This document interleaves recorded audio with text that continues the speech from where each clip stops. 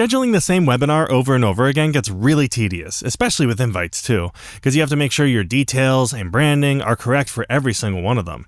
But now with Riverside, you can set up recurring webinars. So whether it's a weekly training, a recurring workshop, a course, or a live series you host every month, whatever it is, you can now do it all one and done. So let's dive in and see how it works. So from your Riverside planner, we can go ahead and just add a webinar, and I'll go ahead and add a title onto here as well. And instead of having to create an instance of this for every single session that you want to create, you can use this drop-down menu to set how much and how frequently you want this to reoccur.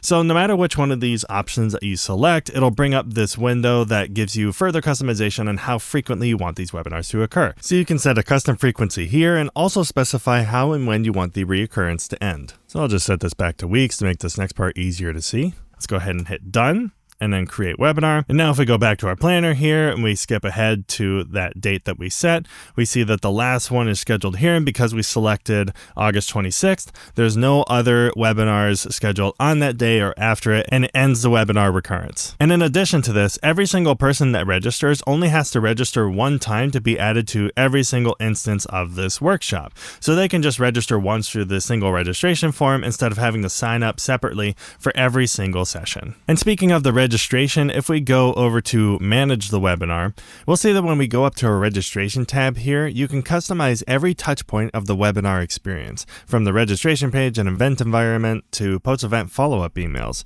so your audience enjoys a fully branded experience from start to finish. So as an example, if we just start editing some of these content fields here, let's just go to the description. We can add a description. We can also customize how many fields we want in this registration form, if we want to remove some or if we want to add some.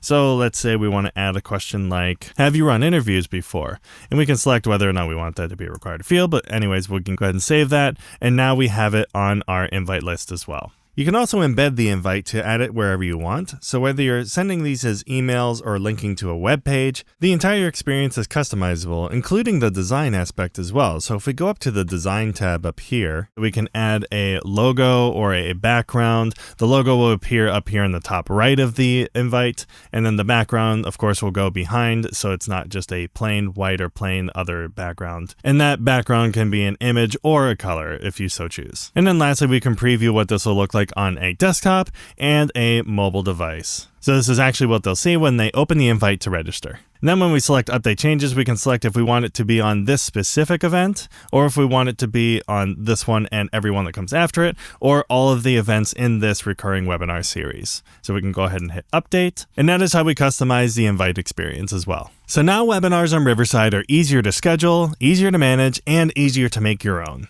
And if you want to see more of our webinar features, check out either of these videos for more of what Riverside webinars have to offer. Thank you so much for watching, and we can't wait to see what you create.